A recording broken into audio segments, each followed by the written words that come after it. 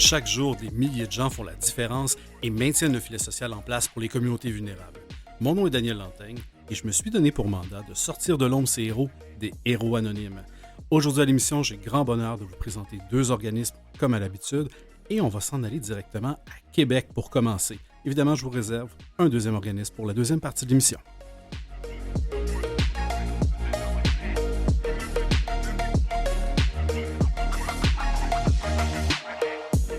Et quel bonheur de vous présenter, possiblement de sortir de l'anonymat pour certains, cet organisme de la région de Québec que j'ai le plaisir de vous faire découvrir et je le fais avec ni plus ni moins que Christian Marois, qui est directeur général de l'organisme Dysphasie Québec. Bonjour, M. Marois.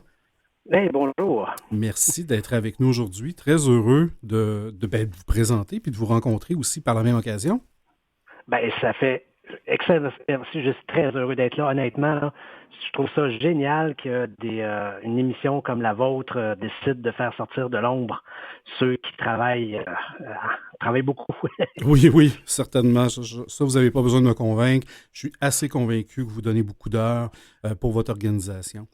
Je l'ai précisé d'entrée de jeu, votre organisme s'appelle Dysphasie Québec, mais la dysphasie, des fois, on pense savoir ce que c'est ou on a une idée complètement fausse. Commençons par le commencement, si vous voulez bien. De quoi on parle lorsqu'on parle de dysphasie? La dysphasie, c'est au départ, je vous dirais que c'est neurologique. OK? C'est un trouble qui se présente à la naissance, qui vient toucher les sphères de la communication. Donc, toute la chaîne de la communication est perturbée tout simplement. Ça ne touche pas l'intelligence. Il y en a qui vont confondre ça avec l'aphasie. OK? Ils disent, moi, ma grand-mère a eu un accident, mon oncle, il y a des pertes au niveau lexique, il n'est pas capable de parler à cause suite à un accident. Non, ça, c'est de l'aphasie. Nous autres, c'est vraiment de la dysphasie, c'est l'ancien terme, c'est le trouble développemental du langage. Donc, ça affecte la compréhension et l'expression du langage, mais ça ne touche pas l'intelligence de la personne aucunement. Puis, c'est un trouble qui est vraiment invisible. D'entrée de jeu, Daniel, j'aimerais ça savoir, ça va être à mon tour de vous poser une question. J'ai peur. Vous connaissez quelqu'un qui a un trouble du spectre de l'autisme autour de vous? Ben moi-même, je suis sur le TSA. Bon. Est-ce que vous connaissez quelqu'un qui a un TDL, un trouble développemental du langage? Je fais un balayage de mon environnement et je ne pense pas en voir dans mon entourage, mais peut-être que je suis juste pas à l'affût. Exactement. Le TSA représente 2% de la population. Il y a eu énormément de médiation, d'explications, de recherches, d'argent mis sur le TSA et c'est correct. On les a mis en lumière. Oh oui, On je les voit. suis dans la lumière, oui. Oui, on les voit, ils sont là. Le TDL, ça représente 7,5% de la population. Et pourtant. Effectivement, c'est 2 enfants par classe, statistiquement parlant. Ah, mais quand même, c'est pas rien. Moi, je suis dans la capitale nationale, je couvre Chaudière-Appalaches, donc jusqu'aux lignes, donc au bord du fleuve. J'ai l'équivalent d'à peu près de 88 000 personnes qui représenteraient un TDL. C'est énorme, mais ça ne se connaît pas. La dysphasie, elle a eu plusieurs noms. Peut-être que les gens vont dire, ça me dit quelque chose, ça, c'est quoi? Il y a eu au départ les enfants atteints d'audimudité. Ça, c'était le discours qu'il y a au-dessus de 40 ans. Après ça, il y a eu le trouble primaire du langage. Ça, peut-être que les gens se souviennent, les plus vieux se souviennent un petit peu plus. Après ça, on est tombé dans la dysphasie et maintenant, un consensus international, on parle du TDL, qui est le trouble développemental du langage. Mais effectivement, est-ce que le fait qu'on connaisse moins ça, qu'on soit peut-être moins sensibilisé aux troubles développementaux du langage, est-ce qu'il y a une portion qui vient du diagnostic qui est peut-être moins évident à obtenir ou à valider? Qu'est-ce qui fait en sorte, selon vous, que, comme vous le dites, 7% de la population versus 2% sur le TSA, qu'est-ce qui fait en sorte, selon vous, qu'on accorde moins d'importance ou qu'il y a moins de visibilité, disons, à ce trouble-là? On est classé, selon le DSM-5, dans les troubles du langage. Okay? On est, selon le gouvernement, dans les DP, les déficiences physiques. On a les DI, les déficiences intellectuelles, les TSA et les DP. Ce sont les 3 grandes classes au niveau des handicaps reconnus par le gouvernement. Nous autres, on fait partie des déficiences physiques, d'une sous-catégorie qui fait partie des déficiences langagières, des troubles du langage. Euh, Pourquoi qu'on est moins vu? Peut-être parce que justement, on est à travers toute une panoplie de gens qui présentent des différences au niveau physique, au niveau des déficiences physiques. Et c'est une question aussi de mobilisation. On est 10 organismes au Québec qui travaillons tous vers la même direction. Si vous cherchez autour de vous, un simple outil, c'est Google. Tapez Dysphasie Montréal, vous allez tomber sur Dysphasie Plus qui est à Laval. Dysphasie Estrie, vous allez tomber sur un autre organisme, Montérégie, Lanaudière, Laurentide, Bas-Saint-Laurent, Québec. On est tous Estrie, on est tous là en train de travailler ensemble pour faire connaître ce qu'est le trouble développemental du langage. On est aussi en connexion avec l'Europe. L'Europe qui nous jalouse pour notre insertion qu'on au Québec. Ce qui est très peu en Europe. En Europe, ils sont très forts au niveau du TDL, au niveau du maintien à l'emploi, l'intégration à l'emploi, la transition ado adulte vers la vie active, la TEVA qu'on appelle. On commence ici vraiment à s'intéresser ou à travailler de plus en plus. On s'intéresse depuis longtemps, mais on travaille de plus en plus activement en collaboration avec les centres de réadaptation, les CIUS, les écoles de réadaptation, les orthopédagogues de plus en plus, l'Université Laval, les universités ont des chaires de recherche et ils commencent de plus en plus en orthophonie de faire de la recherche. Le diagnostic se fait quand même rapidement. Il y a un certain temps, les enfants se faisaient diagnostiquer à l'entrée scolaire parce qu'ils disaient on a besoin de voir ses habiletés langagières, ses habiletés au niveau de l'écrit, ses habiletés au niveau de la compréhension du texte, etc. Maintenant, on est capable de diagnostiquer un enfant entre 0 et 5 ans. Ah, si tôt déjà? Déjà, oui. Puis avec le programme du ministre Carman, qui est le nouveau bébé du ministre, qui est Agir tôt. Agir tôt est vraiment un ensemble d'applications qui sont mises en œuvre pour déceler le plus rapidement possible, entre 0 et 5 ans, les troubles qu'un enfant pourrait avoir, dans le but de le prendre le plus de bonheur possible, dans le but de commencer à travailler avec lui le plus rapidement possible. Ben oui, ça fait du sens. C'est tous des jeunes qui sont capables de travailler, de faire une vie, de fonder une famille, d'avoir un emploi, mais chacun va le faire à leur rythme. Chacun va y arriver à leur rythme. Puis on dit toujours aux parents, c'est juste de prendre le temps de prendre le temps. C'est vraiment prendre le temps de prendre le temps Vraiment. avec eux autres. Vraiment, en tout cas, vous avez rendu ça extrêmement clair. Merci. Pour moi, c'était pas extrêmement, comment dirais ça, c'était pas d'emblée que je connaissais ce qui était à l'époque ce qu'on appelait la dysphasie. Puis merci de d'avoir précisé. On parle maintenant de troubles développementaux du langage. Et là, ben, il y a l'atteinte neurologique, c'est une chose, mais il y a évidemment Dysphasie Québec. Si j'ai un trouble développemental du langage, je suis un parent qui a un enfant qui soit en quête d'un diagnostic ou a eu son diagnostic, qu'est-ce que vous offrez à ces gens-là? On fait du 360, OK? On l'entoure, le parent, on entoure la famille, OK? La première des choses, quand vous cherchez dysphasie dans la province de Québec, vous tombez sur nous, OK? Donc, moi, je ne prends pas pour acquis que je vais vous donner du service nécessairement si vous arrivez de Montréal. Je vais vous dire, vous êtes à Montréal. Je vous réfère notre organisme qui est Dysphasie Plus, qui est à Laval. OK? Fait que déjà, en partant, chacun va travailler auprès en proximité de la clientèle. Je ne travaillerai pas en distance trop. Habituellement, c'est les parents qui nous appellent. Les parents ou les conjoints. Hein, on a des conjoints qui nous appellent en disant « Mon mari est TDL, il est dysphasique, il vient d'avoir son diagnostic, c'est difficile, avez-vous des trucs, comment qu'on peut faire? » On est là pour les écouter, on est là pour les diriger, on est là pour leur donner des trucs. Au niveau des parents qui ont des enfants, on est là pour les parents surtout. OK? On va être là vraiment au niveau parental.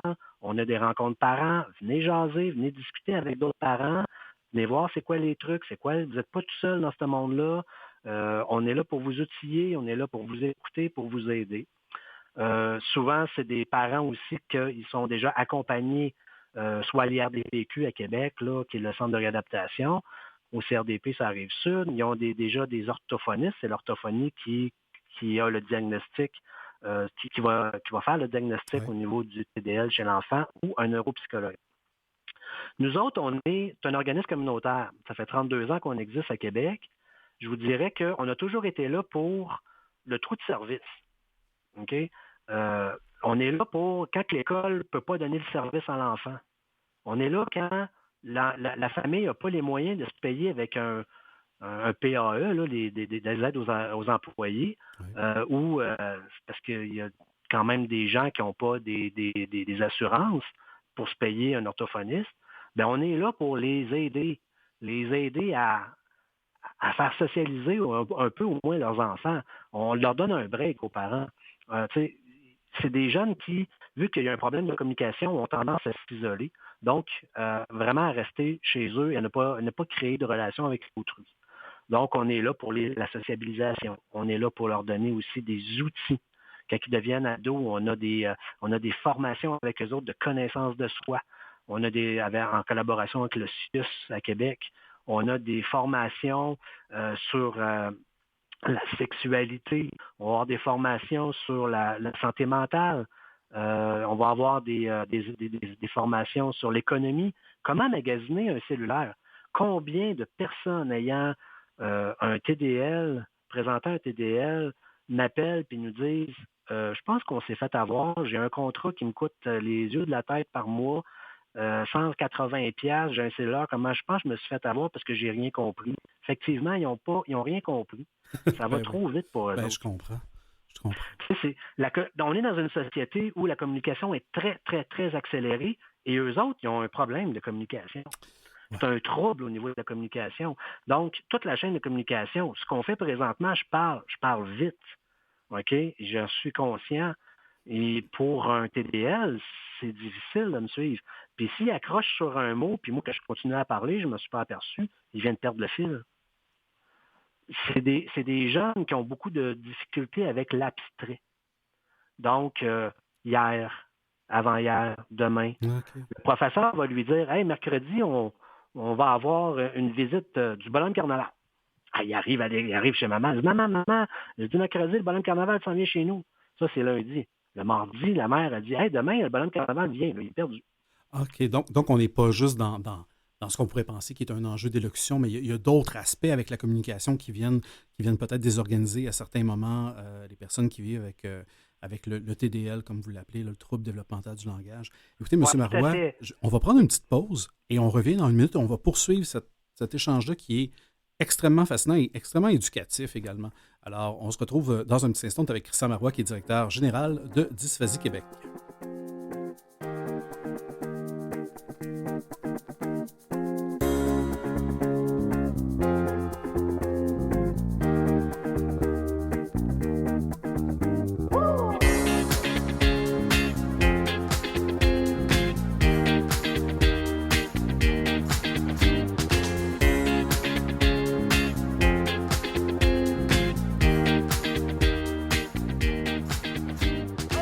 Et on est de retour à l'émission Les Héros Anonymes avec Christian Marois, qui est directeur général de Dysphasie Québec.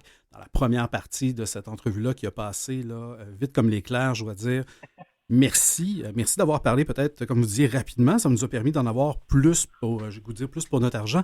Parce que là, je comprends mieux la situation, je comprends mieux aussi l'impact. Et évidemment, j'imagine que lorsqu'on arrive avec un diagnostic pour soi, pour ses proches, pour ses enfants, d'un trouble développemental du langage, notre premier réflexe, c'est peut-être la panique. Et certainement que vous aidez à je pense, désamorcer cette panique-là et à démontrer qu'il y a différents outils dans la boîte à outils qu'on doit se doter là, dans cette situation-là. Et je pense qu'on avait commencé à effleurer ce que vous faites. Là. Vous dites que vous êtes un organisme 360. Les gens, vous êtes tellement bien référencés que vous êtes un peu la porte d'entrée. Je pense d'ailleurs aux jeunes, aux ados, aux adultes, Est-ce que vous offrez d'autres types de programmes? Je pense que j'ai vu passer qu'il y avait un camp, il y avait Distraction estivale. J'ai le goût d'en savoir plus sur ce que vous offrez à ces jeunes-là. Ou moins jeunes, Oui, là. Oui. oui, nous autres, on travaille avec les groupes 5-13 ans, les 14 ados et les adultes. À 14 ados, on va jusqu'à même 21 ans. Fait qu'à 21 ans adultes. Donc, on a vraiment 3 groupes d'âge. OK? Avec les plus petits, on va travailler ce que vous appelez les distractions. C'est rendu maintenant, dis-moi tout. C'est, les intervenantes qui travaillent chez Dysphasie Québec, ce sont des jeunes qui sont présentement aux études à l'Université Laval et qui, leur objectif, c'est d'être orthophonistes. Donc, sont soit au bac en psychologie ou soit au bac en sciences du langage. Donc, c'est des gens qui viennent travailler avec nous autres, puis arrivent avec leur bagage, puis leur connaissance, puis leur vouloir. C'est intéressant. Puis, des fois, ils nous arrivent avec des idées. Et Dis-moi tout est né de ça. Dis-moi tout est vraiment une activité pour les jeunes, pour les plus jeunes, donc les 5-13 ans, qui vont travailler tous les aspects de la communication, les aspects spatio-temporels également, par diverses activités qui vont être intéressantes, qui vont être même drôles parfois. On va essayer par petits groupes dans nos locaux, essayer de travailler ces aspects-là. On a aussi des activités plus relax aussi. Educazou est venu faire un tour. C'est des jeunes qui ont parfois peur, ils se sont refermés sur eux autres souvent. Oui, Donc, le j'imagine. contact avec l'animal est très bénéfique. Et on avait des jeunes qui touche-moi pas. Puis juste le fait de dire je vais mettre un animal sur tes mains, ben arrive-y pas avec un lézard, mais dis pas dans les mains. Euh, il va faire le saut, mais ça s'est Très sage. hyper bien passé. Ouais, ça s'est hyper bien passé. Le contact s'est fait. Fait que c'est des activités comme ça. On va aller peinturer des tasses chez Crackpot Café. On va aller jouer au quai avec les ados, avec les plus jeunes. Ça marche. Et on a des camps de répit parfois. Des camps de répit, c'est vraiment une fin de semaine de gâterie où on s'en va à Cité-Joie, pour ceux qui connaissent Québec, qui Ben est un oui. centre, qui est un camp d'été pour personnes handicapées. Donc vraiment, qui a été structuré et pensé en fonction. La Fondation Tanguay est en arrière de tout ça. Les Chevaliers de Collion aussi, je pense, sont en arrière de tout ça aussi. Il y a beaucoup, beaucoup, beaucoup de... C'est vraiment là, un centre là, très, très, très spécialisé pour les personnes présentant des différences. Nous autres, on loue un chalet là et on passe la fin de semaine là. Ça donne un gros break aux parents. Ça fait socialiser les jeunes. On fait des activités en plein air. On joue dans la neige, on tire à l'arc. On fait tout ce qui est un camp d'été peut offrir, un camp de jour peut offrir. En parallèle de ça, ce qui est important aussi, c'est que nous autres, on s'est dit, on ne travaille pas juste auprès des jeunes. Il faut que les gens savent ce qu'on fait. Ben oui. OK? Ils savent c'est quoi un TDL. Donc, l'été passé, on a formé 350 moniteurs de camp d'été. On est allé leur présenter, les sensibiliser à la cause, leur dire c'est quoi leur particularité. Exemple, un jeune qui présente un TDL, parfois, c'est pas tous qui l'ont, peut avoir développé une connaissance, jouer de la guitare, être capable de jouer de la guitare dans une pièce. OK? Il est dans sa chambre, il joue très bien de la guitare, ça va super bien, il se débrouille bien. Oui. Amène-le dans la cuisine, puis il est plus capable. Ah oui. Ouais. Un jeune qui va avoir un couteau, a appris à cuisiner avec un tel ustensile dans telle cuisine, change-le de cuisine, il n'est plus capable. OK. Comme une C'est ce qu'on. désorganisation en fonction de l'environnement, Ouais, là. vraiment les acquis sont associés à l'environnement. C'est pas encore tout à fait recherché là, pourquoi le pointu de la cause, mais ça fait partie des particularités. Donc, quand on est dans un camp d'été, on dit, puis les jeunes ont besoin de structurer étape 1, étape 2, étape 3, étape 4, puis prendre le temps de le faire.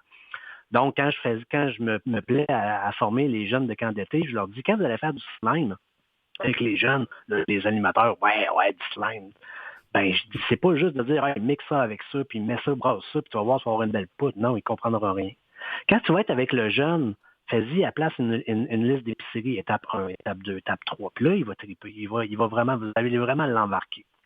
Quand, avec un jeune, vous allez participer à faire une pièce de théâtre ou une chorégraphie, vous êtes toujours dans une pièce, votre local à vous autres. Ils disent, ouais.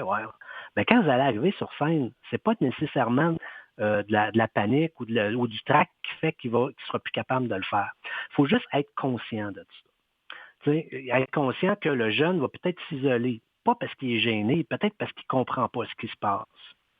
Peut-être parce que l'horaire, dans un camp de jour, vous avez dit à 10 heures, à 9 heures, on a un jeu, à 10 heures, on va se baigner, à 11 heures, on a une collation, à midi, après ça, on va pratiquer le théâtre, puis à midi, on va dîner. Jusque-là, ça va, il a compris, il a mémorisé, il a réussi à apprendre la routine. Mais entre-temps, il y a un jeune qui s'est blessé ou ouais, il s'était passé quelque chose, n'importe quoi, puis tu dois changer ton temps de piscine avec un autre groupe. Là, tu risques de perdre ton jeu. Ah, j'ai pas de misère à vous croire, là. Je me désorganise si je suis pas capable d'anticiper ou des fois les imprévus, là. Je me reconnais là-dedans. On a parlé. Oui, Effectivement, il y a vas-y. beaucoup de parallèles avec le TSA, qui est un autre trouble neurodéveloppemental.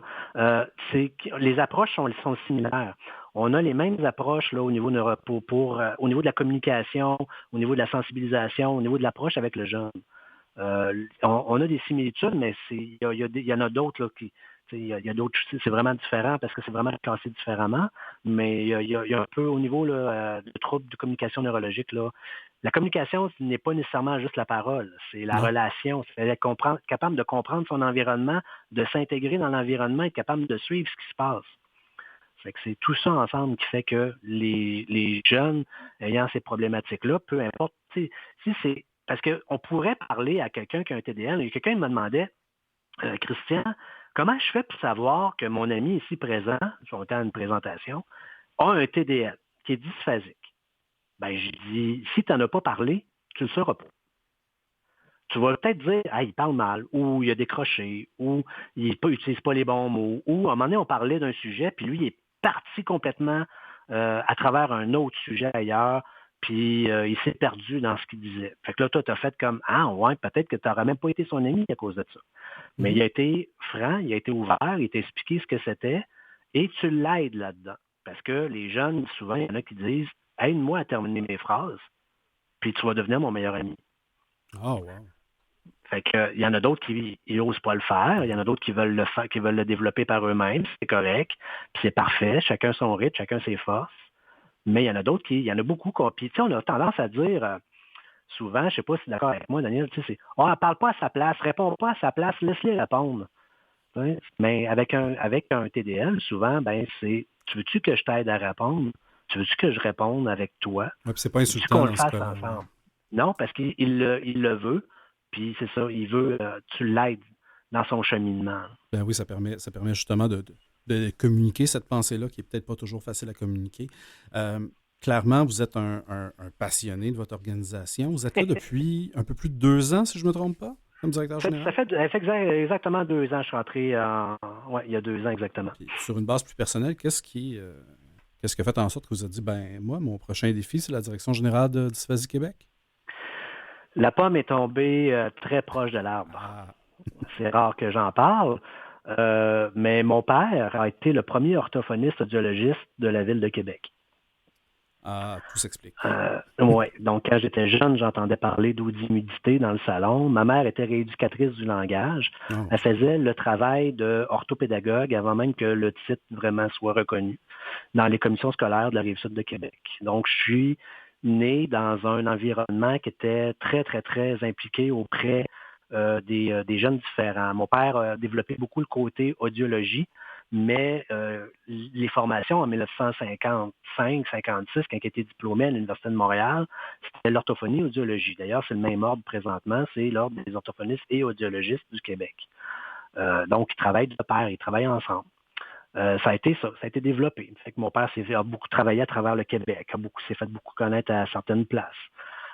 Pour les plus âgés là, à Québec, là, il y en a qui les connaissent. Ceux qui ont 30-35 ans d'expérience se souviennent de Pierre Marois à Québec.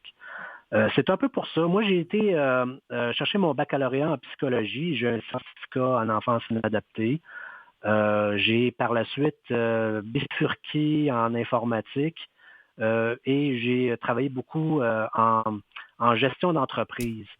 Puis, euh, question familiale, je vous dirais, là, quand ma fille est venue au monde, je me suis dit, je veux avoir du temps avec elle, je veux me trouver quelque chose qui va me donner du temps avec elle. C'est pas le commerce de détail qui va me l'offrir. Non. Puis, il est ouvert une porte qui était la direction justement de Dysphasie Québec. Je me suis dit, pourquoi pas, je vais l'essayer. Puis on est en train de vivre toutes des belles années, honnêtement, avec des équipes dynamiques. J'ai 2 coordonnatrices, une coordonnatrice de service, une coordonnatrice communautaire, une qui gère le contenant, l'autre qui gère le contenu, les formations. J'ai des animateurs sociaux, des intervenantes. On est là pour développer quelque chose, faire rayonner Dysphasie Québec, faire parler de ce que c'est le TDL, puis de plus en plus présent, collé au gouvernement pour vraiment que les gens comprennent ce que c'est et que ça existe. Déjà, juste de donner de la visibilité, je pense que c'est déjà un geste extraordinaire et nécessaire là, dans cette situation-là. Si jamais on veut vous aider à justement réaliser votre mission, vos projets, vos intentions et qu'on vous écoute, qu'est-ce qu'on peut faire pour aider le Dysphasie Québec? On cherche toujours des passionnés, des gens qui ont des idées. On vient d'inclure une nouvelle personne au conseil d'administration qui est très, très, très passionnée, qui veut s'impliquer. C'est des gens de passion au conseil d'administration. C'est des gens qui sont là depuis 6 ans, 7 ans. Ce sont des parents qui ont des jeunes qui ont un TDL. J'ai 2 TDL présentement au conseil d'administration. C'est donc une implication. On cherche des bénévoles souvent aussi pour nous aider dans les activités. Mais on ne passera pas à côté. Daniel, on est un organisme communautaire, on a besoin de sous. Évidemment. Le nerf de la guerre, le financement. Hein. C'est ça. Donc, s'il y a des gens qui veulent nous aider financièrement, il y a faire un don sur notre site web qui est dysphasiequebec.com. Vous allez ça va être directement dirigé sur notre site. Et il y a un beau bouton qui est fait un don. Vous pouvez passer par Canadon, vous pouvez nous faire un transfert Interac, des reçus d'impôts, aucun problème. J'en donne, j'en sors. On a les autorisations. On est reconnu par le gouvernement à cet effet. C'est vraiment ça. Ça peut être une entreprise qui décide de nous parrainer, d'être un peu nos mentors là-dedans, d'être un peu on est vraiment ouvert à des collaborations vraiment, vraiment intéressantes. Génial. L'appel est lancé, M. Marois. Malheureusement, le temps a passé extrêmement vite.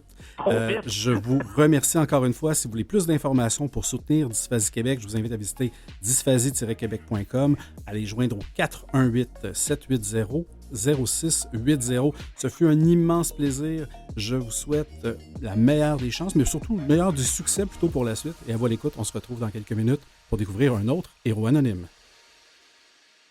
Vous écoutez Les Héros Anonymes avec Daniel Lantaigne. Alors oui, vous écoutez Les Héros Anonymes et on est de retour pour la deuxième partie de cette émission, pardonnez-moi, avec ni plus ni moins que Laurent Brault, qui est directeur général de la Fondation Émergence. C'est un plaisir là, immense. Là, même les gens en studio ne se pouvaient plus de voir Laurent arriver. Alors, je suis content de vous le présenter. Laurent, comment ça va? Très bien, j'avais tellement hâte d'être invité enfin. Il était temps. C'était quand mon tour. Il était temps que tu viennes. On avait bien hâte de te permettre cette rencontre-là entre les auditeurs et toi, mais aussi d'expliquer ce que c'est la Fondation Émergence. Parce qu'il y a des gens comme moi qui sont très collés à la cause, donc des fois, on pense que tout le monde sait c'est quoi, mais au final, on réalise que des fois, on connaît juste des bouts de l'organisation. On va commencer par le commencement. Fondation Émergence, qu'est-ce que c'est? Qu'est-ce que ça mange? Qu'est-ce que ça mange en hiver? En hiver. Fondation-là, voilà. Et tous les autres mois de l'année.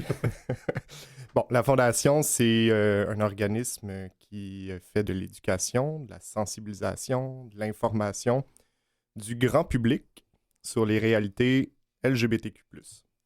Donc, c'est vraiment notre créneau dans le panorama des organismes LGBT.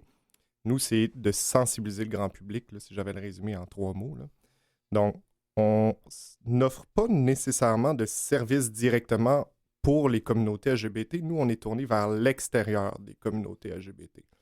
On veut, je dis souvent à la blague, mais c'est plus ou moins à la blague, en fait. Là. Nous, ce qui nous intéresse, c'est parler à monsieur Gérard, je ne veux pas nommer personne, là, mais un nom de famille Gérard X, de Mascouche, là. genre Tremblay. Voilà. Dans le fin fond d'un rang, qui n'a jamais vu un homosexuel ou une personne trans de sa vie. Je caricature, là. Mais c'est à cette personne-là qu'on s'adresse. On veut lui parler de nos enjeux, répondre à ses questions, lui donner des outils pour se débrouiller dans la vie avec les communautés LGBT. Parce que cette personne-là a certainement des questions. Tu sais, c'est quoi l'homosexualité? C'est quoi une personne trans? C'est quoi l'homophobie, la transphobie? Quels pronoms on utilise? Tu sais, aujourd'hui, il y a plusieurs pronoms qui apparaissent comme IEL pour les pronoms non-binaires, tout ça. Donc, on cherche à aller rejoindre le grand public avec différents programmes. C'est intéressant ça parce que premier réflexe quand on pense à des organismes de la communauté LGBT, c'est qu'il y en a beaucoup. Mm-hmm. Et il y en a beaucoup qui sont pour les gens qui font partie de la communauté. Donc, des organismes pour les aînés, par exemple, des organismes qui sont plus en prévention, en éducation, en santé sexuelle. Vous, votre rôle n'est pas pour ces gens-là à la base, mais vraiment pour ceux qui ne le sont pas, ou en tout cas, du moins, pour faciliter la vie des personnes qui sont LGBTQ+. Et ça, c'est extraordinaire. Ça vient un peu clarifier votre rôle dans tout ce grand écosystème-là LGBT. Donc, vous êtes vraiment plus pour l'éducation, sensibilisation et information, c'est ça? Exactement. Voilà. Au final, on aide les communautés LGBTQ+. C'est juste qu'on les aide en changeant les mentalités, luttant contre les discriminations, en favorisant l'inclusion de ces personnes-là dans la société, mais on agit sur le grand public. Puis, comment qu'on fait ça? Ben oui. Je te précède dans ta question. Merci. J'ai le feeling que... Très, très bonne anticipation. On met sur pied différents programmes, là. Donc, le premier programme, le plus important, c'est la Journée internationale contre l'homophobie et la transphobie, qui est le 17 mai. C'est la fondation qui a initié cette journée-là pour la première fois au monde en 2003, puis qui est maintenant soulignée dans plus d'une centaine de pays. Donc, c'est une grande fierté. Ben oui, avec raison. Ça nous rappelle à quel point le Québec, même s'il y a beaucoup d'enjeux qui restent à faire pour l'inclusion, on est quand même un leader là, sur la question. Puis on est très regardé à travers le monde. Donc, dans le cadre du 17 mai, on déploie une campagne grand public avec des affiches, des dépliants, des capsules vidéo.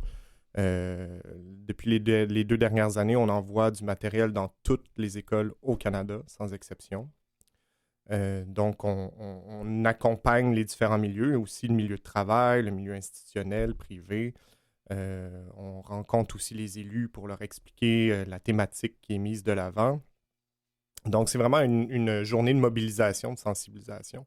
Donc, ça, c'est vraiment notre programme principal. Oui, puis vous avez fait plusieurs grandes campagnes qui ont marqué l'imaginaire dont je me souviens.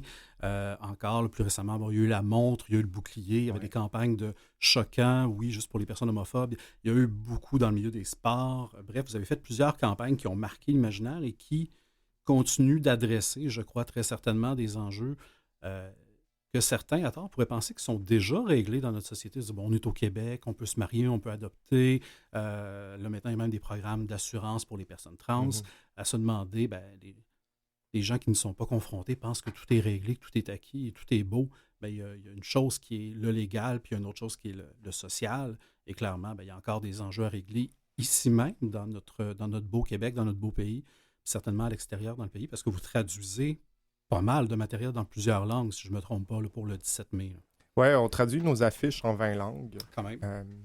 Puis, c'est sûr que si j'avais plus de ressources, puis une équipe de 40 000 personnes, on pourrait retracer exactement où les affiches vont, puis notre visuel, comment il se décline. Mais on a vraiment des belles surprises. Par exemple, dans des guides scolaires en Belgique. On a vu aussi dans des infolettes russes notre matériel. En Inde, il y a eu un téléchargement de plusieurs dizaines de milliers de nos affiches en 2019-18. Oui, je pense qu'il y avait une personne de l'Inde là, qui était justement sur une affiche ou qui était mise en lumière, si je ne me trompe pas, ou de la région. Là. Pas de l'Inde, c'était Burundi, Tunisie, puis Russie. Mais je pense que c'était le message en lui-même qui était universel. Puis, quelques mois plus tard, l'Inde décriminalisait l'homosexualité. On a comme amené un peu de... grâce à vos affiches, on a réglé grâce ça à nos affiches que l'Inde a décriminalisé. Et il y a le 17 mai, mais il y a aussi les 364 autres jours de l'année. Fait que je pense que vous faites d'autres choses, si je ne me trompe pas, dans le reste du temps. Évidemment, il faut la préparer cette journée-là et tout ça. Vous ne faites pas juste travailler le 17 mai sur la journée même, mais vous faites d'autres choses aussi en cours de route. Absolument, on ne se tourne pas les pouces. Là. J'en doute vraiment. Il y a énormément de choses à faire, notamment au niveau de la formation. Donc, on a un programme qui s'appelle Pro Allié, qui est d'ailleurs commandité par Desjardins. Je le mentionne parce que en ce moment, on forme plus d'une 50aine de caisses Desjardins. Donc, c'est de la formation, création d'outils, mais vraiment pour le milieu de travail. Donc, le but, c'est d'inclure les travailleuses et travailleurs LGBT dans leur milieu de travail. On offre aussi du service conseil. Donc, si les entreprises ont besoin qu'on révise une politique sur l'inclusion, un formulaire, si le formulaire est bien inclusif. On a aussi accompagné des gestionnaires qui souhaitaient bien encadrer, bien accompagner une personne qui a fait une transition, là, une transition de genre. Parce que ça peut être assez touché. Là. Puis en ce moment, dans les entreprises, il y a des regroupements EDI qu'on appelle. Là. Oui, il y a une vague pour grande... EDI, équité, diversité, inclusion, là, pour les moins familiers. Puis ce qui se passe, c'est que souvent, il n'y a pas beaucoup de formation LGBT. Hein. On n'est pas certifié, j'ai étudié en LGBTisme.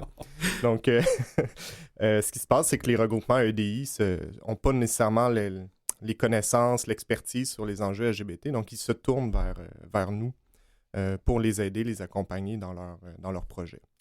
Puis, corrigez-moi si je me trompe, Laurent, mais il me semble qu'il y a encore beaucoup, puis on parle de fois de microagression, là. Pour moi, il n'y a rien de micro dans une microagression, mais qu'il y a encore des gestes homophobes, des gestes transphobes dans les milieux de travail, alors que tout le monde pense que tout se passe bien. Mais si vous avez ce programme-là, j'imagine, c'est parce qu'il répond à une préoccupation et certainement un besoin aussi d'éducation des gens là, qui veulent être sûrs de bien, comme vous disiez, là, avec une transition d'une personne là, qui a un changement de genre. J'imagine qu'il y a des besoins concrets dans le milieu de travail si vous mettez l'emphase là-dessus. Là. Ben, si on se fie au sondage Jasmin Roy, la Fondation Jasmin Roy, qui était en 2017, là, je commence à perdre les années. C'est l'âge. C'est l'âge. Donc, c'est une personne sur deux des communautés LGBT qui est dans le placard dans le milieu de travail. Donc, c'est 50% des gens qui sont dans le placard, en fait. Donc, ça en dit long sur le climat d'inclusion dans les entreprises. Donc, ça, c'est un enjeu. Il y a aussi le harcèlement psychologique et sexuel. Là, on a un volet de nos formations pro-alliés qui aborde vraiment ces enjeux-là. Puis, les personnes LGBTQ+, sont vraiment plus à risque là, de vivre du harcèlement psychologique et sexuel, notamment les femmes lesbiennes. Donc, oui, il y a des enjeux là, vraiment spécifiques pour les personnes LGBTQ+, dans les milieux de travail. Je dirais que pour les personnes trans, c'est encore plus difficile. Ouais, parce qu'au niveau, il y a une discrimination. Tu sais, quand on est cisgenre, homme, gay, blanc, tout ça, assez dans la majorité, disons, on peut toujours être dans le placard, puis c'est un mécanisme de défense. Hein. Oui. Pour les personnes trans, c'est pas toujours aussi évident, donc il y a souvent de la discrimination dès l'entrevue, dès l'embauche, dès le processus de dotation. Donc, pour les personnes trans, on remarque que le revenu moyen est vraiment, vraiment plus faible que la moyenne du fait des problèmes d'accès à l'emploi. Là. Je suis déçu, mais malheureusement pas surpris de ce que vous me dites. Mm-hmm. Puis vous avez fait référence à cisgenre, puis bon, nous, on travaille dans cet écosystème-là, cisgenre, puis corrigez-moi si je me trompe parce que je ne suis pas un expert. C'est bref, à la naissance, on a généralement un sexe assigné, le masculin, féminin, et on continue d'évoluer, de grandir avec cette même conception-là binaire d'être homme-femme, puis on reste avec le sexe assigné à la naissance. C'est un peu ça, cisgenre? Oui, c'est ça. Je ne veux pas perdre les auditeurs avec nos termes. Mais dans le fond, cisgenre, c'est la racine latine cis, qui veut dire même. Ah. Donc, c'est se sentir en adéquation entre son identité de genre et le sexe biologique.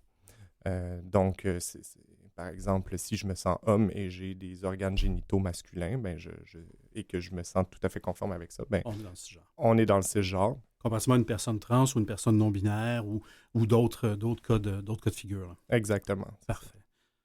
Donc, Journée internationale de la lutte contre l'homophobie et la transphobie, pro-allié en milieu de travail. Je pense que vous êtes aussi là pour les aînés, si je me trompe. Oui, absolument. C'est mon programme coup de cœur, même si j'aime tous les programmes de la Fondation. C'est un programme pour que vieillir soit gai, donc qui a été créé en 2009. Puis c'est le plus grand et le premier programme au Canada, j'aurais tendance à dire même au monde, sur les réalités aînées LGBT. Donc, puis on présente ce programme-là souvent à New York. On est allé à Washington, Copenhague, Genève. Donc, là-dessus, c'est quand même une grande fierté, on ne se le cachera pas. C'est un programme qui vise à sensibiliser, toujours les mêmes affaires, sensibiliser, éduquer, informer les milieux aînés pour favoriser l'inclusion des personnes aînées LGBT. L'enjeu au niveau des aînés LGBT, c'est que les générations les plus aînées sont souvent... ils ont vécu énormément d'intolérance, d'adversité au courant de leur vie, ce qui fait que beaucoup de ces personnes-là sont toujours dans le placard. Et beaucoup d'autres retournent dans le placard quand ils arrivent au 3e âge parce que les milieux sont pas tout à fait inclusifs. C'est comme si on te replongeait, Daniel. Je ne sais pas si tu as eu une époque au secondaire heureuse, mais c'est comme si on te replongeait dans ta classe de secondaire en fin de vie, là. Ouais, non, je suis pas certain que... Non, ça ne me met pas des étoiles dans les yeux. On va s'arrêter là pour l'instant. On est avec Laurent Brault, directeur général de la Fondation Émergence. On va continuer de parler de Pour que vieillir soit gai tout de suite après cette pause-là. Puis on a aussi un autre programme qui m'intéresse, le Famille choisie. J'ai hâte qu'on en discute ensemble. On revient dans quelques instants.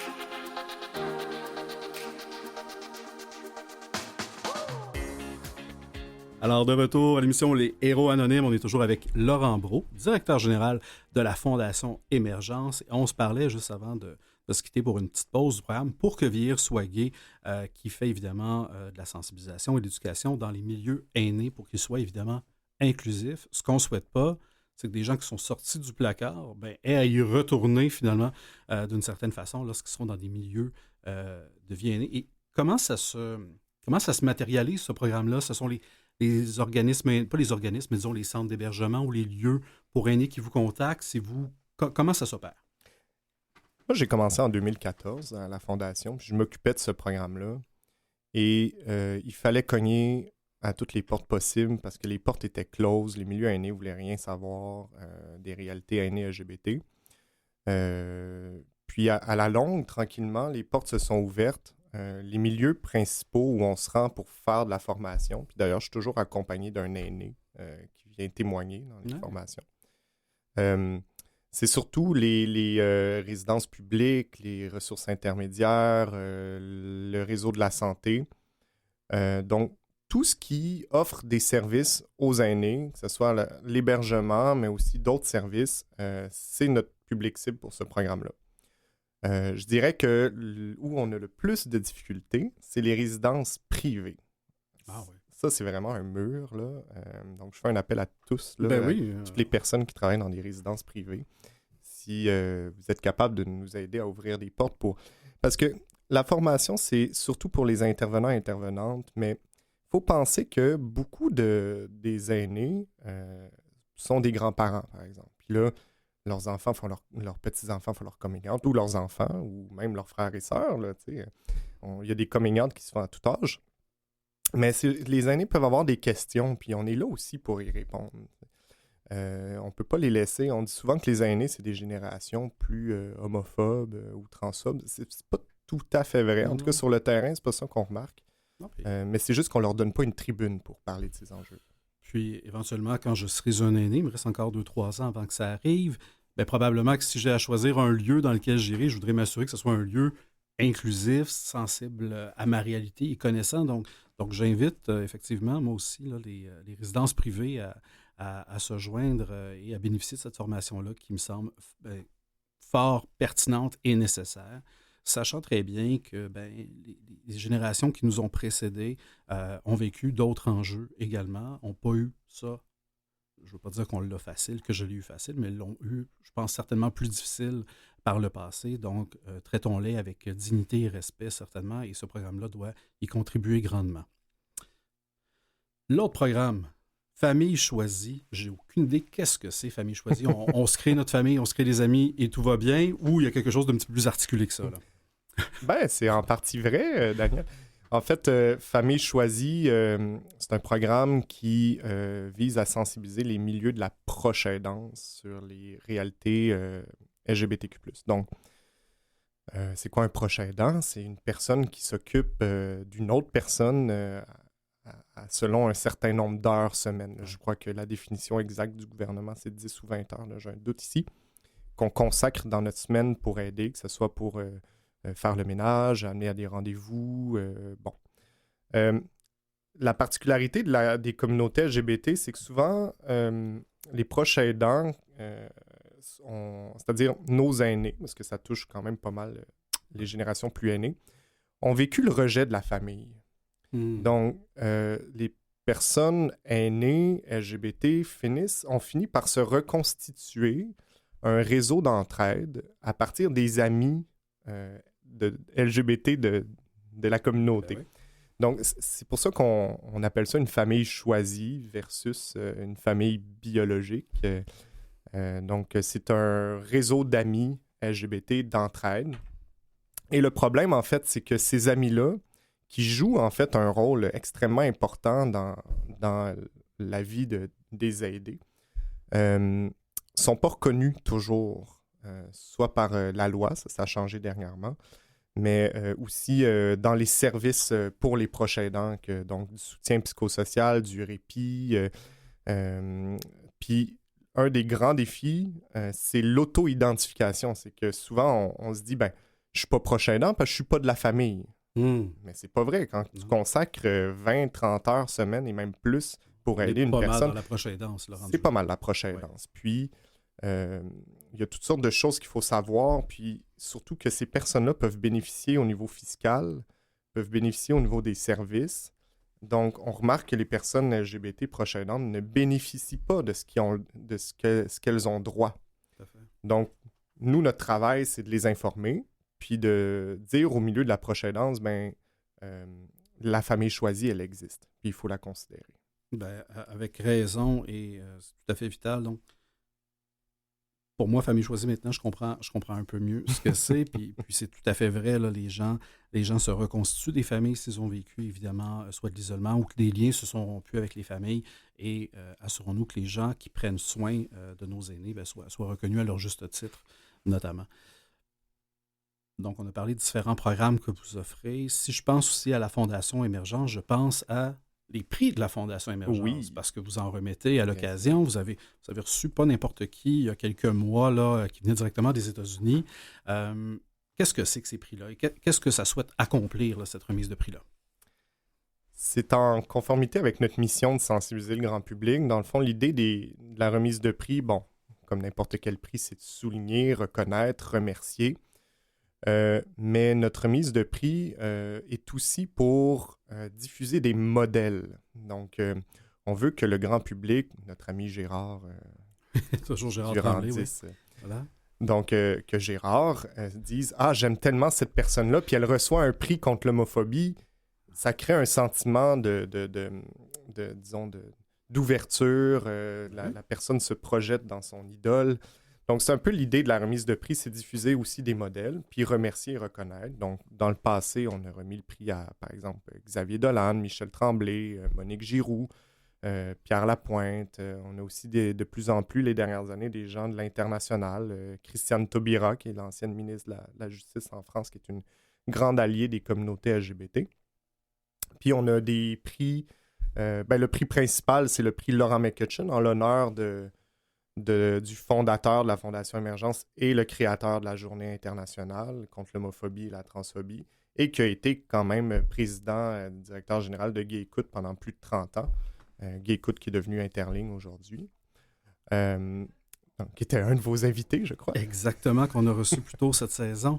Oui, mais Laurent McCutcheon qui a fait énormément de batailles aussi dans sa vie, qui était très activiste pour la communauté, et tant mieux qu'il y ait eu des gens comme Laurent McCutcheon qui l'ont fait. Donc, votre prix principal, il y a ce prix-là, il y a la bourse Laurent McCutcheon. La bourse, oui. Parce que vous soutenez aussi l'éducation et la recherche, je me souviens bien, par cette bourse-là. Exactement. Donc, c'est d'ailleurs financé par plusieurs membres gouverneurs de la Fondation et le conjoint de Laurent McCutcheon qui contribuent à cette bourse-là pour souligner, dans le fond, encourager un étudiant, une étudiante qui est à la maîtrise et dont la recherche porte sur les enjeux LGBTQ+.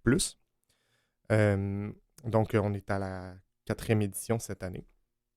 Vous pouvez appliquer, d'ailleurs, c'est ouvert. Donc, s'il y a des étudiants et des étudiantes... On lance l'appel. C'est quand même 5 000 $, c'est à prendre. Ben, certainement. On a aussi le prix Jeannette Bertrand, qui est un prix pour reconnaître les alliés de nos communautés. Jeannette, qui est une grande alliée aussi de nos communautés, qui a énormément fait changer les mentalités. Donc, elle est présente encore aujourd'hui à nos remises de prix, là, malgré son âge. Là. Donc, elle nous fait vraiment un grand honneur. Et on souligne les alliés. Ça peut être des institutions, comme par exemple le Musée des Beaux-Arts avait fait des expositions incroyables, là, quelques années sur les enjeux LGBT. Donc, ça, c'est notre 2e Grand Prix. Puis bon, on a des coups de cœur. Puis on a un prix hommage académique aussi pour les chercheurs et chercheuses qui se sont illustrés dans leurs recherches, comme Lynn Chamberlain, Michel Doré. Donc, c'est nos 4 principaux prix. Ah, ben c'est extraordinaire. Ça permet, effectivement, comme vous dites, de reconnaître les gens qui font un travail extraordinaire, qui fassent partie de la communauté, qui soient des alliés, parce que les alliés ont un rôle extrêmement important. Et en même temps, ça fait rayonner votre mission, qui est celle de sensibiliser les gens et de démontrer ce qu'ils font. Si je suis un milieu de travail, si je suis un milieu aîné, j'imagine que je peux vous contacter à la Fondation, peut-être pas vous directement, Laurent Brault, mais je peux contacter la Fondation Émergence pour dire, j'ai besoin d'aide, venez faire une intervention, venez nous éduquer parce que ce qu'on ne sait pas, on ne le sait pas qu'on ne le sait pas, alors aidez-nous. Est-ce que c'est un peu ça que vous faites? Ah oui, absolument. Donc, n'hésitez pas. Puis, si vous avez toutes sortes de questions, nous aussi, on réfère à nos partenaires LGBT si c'est plus dans leur créneau, dans leur expertise. Mais pour tout ce qui est outils, formation, n'hésitez pas à nous contacter. Donc, sur le site de la Fondation, vous avez aussi un formulaire de commande de matériel. Vous pouvez télécharger, vous pouvez commander du matériel, on vous l'envoie par la poste. Donc, toutes nos affiches de nos campagnes précédentes. On a des guides aussi sur comment inclure une personne trans en milieu de travail, comment inclure les aînés LGBT dans leur milieu. Donc, on a vraiment une panoplie de choses que vous pouvez commander. Puis, voir aussi nos vidéos. On a des vidéos quand même assez instructives là, sur, par exemple, qu'est-ce que le harcèlement sexuel et psychologique, comment intervenir. Donc, sur notre chaîne YouTube également, vous allez retrouver tout ça, plus nos vidéos du 17 mai qui sont souvent relayées dans les classes pour aborder des sujets comme la cyberintimidation, les réalités des personnes trans. C'est un bon point de départ pour animer une discussion. D'ailleurs, ça me faisait sourire parce que quand vous êtes rentré en studio, je vous ai pointé sur le babillard dans le studio Canal M. Il y a justement le lexique avec les différents termes là, de ce qui navigue autour des réalités LGBTQ+, qui a été produit par la Fondation Émergence. Donc, vous êtes même le bienvenu et vous êtes même utilisé ici chez Canal M. Vous êtes évidemment un organisme qui bénéficie, oui, de soutien public, de subventions gouvernementales, j'en conviens, de programmes. Vous avez parlé de certains commanditaires qui vous appuient pour différents de vos programmes. Si moi, je souhaite soutenir la Fondation Émergence, j'imagine que je peux aussi vous faire un don si je suis interpellé. Est-ce que vous cherchez aussi des bénévoles ou vous êtes correct de ce côté-là? Bon, toute aide est la bienvenue, quelle qu'elle soit. Bien, évidemment, pour le financement, c'est sûr qu'en ce moment, on voit l'effet de l'inflation. Oui. Les gens, quand le taux directeur augmente, puis les taux d'intérêt, tout ça, donc les gens ont un budget un peu plus restreint. Mais il faut le dire, là, ça impacte le milieu communautaire, donc qui reçoit moins de dons. Mais si vous avez un petit quelque chose, on prend tout, ça nous aide vraiment à poursuivre la mission. Par rapport au bénévolat, on cherche toujours des gens pour témoigner. Parce que vous disiez que pour que VIA soit gay, quand vous faites une intervention, une formation, il y a toujours un aîné aussi qui est présent avec vous. Là. Exactement. Donc, puis on fait une formation pratiquement aux 2 jours maintenant. Donc, ça roule quand même. On cherche toujours des gens pour venir témoigner. Donc, si vous avez une expérience en formation ou en témoignage, n'hésitez pas à nous écrire, ça va nous faire plaisir. Puis, c'est aîné, mais aussi dans le milieu de travail, mais ça peut être aussi de toutes sortes d'enjeux. Par exemple, on a notre bénévole Carole, qui, elle, est une ancienne chef de police, mais qui a fait sa transition par la suite, ben, elle nous aide à faire des présentations auprès des forces policières. Donc, fait que ça rouvre des portes et ça permet de dialoguer. Ouais. C'est extraordinaire, Laurent Brault. Le temps a passé, encore une fois, pour cette deuxième partie de l'émission-là, extrêmement vite. Si les gens veulent en savoir plus sur la Fondation Émergence, je les invite à visiter fondationemergence.org ou à vous contacter au 438-384-1058. Merci beaucoup, Laurent, de nous avoir expliqué ce que faisait la Fondation Émergence. Ce fut un immense plaisir de vous avoir en studio. Merci. Et on vous souhaite évidemment le meilleur des succès pour la suite. On vous observe pour la prochaine journée du 17 mai.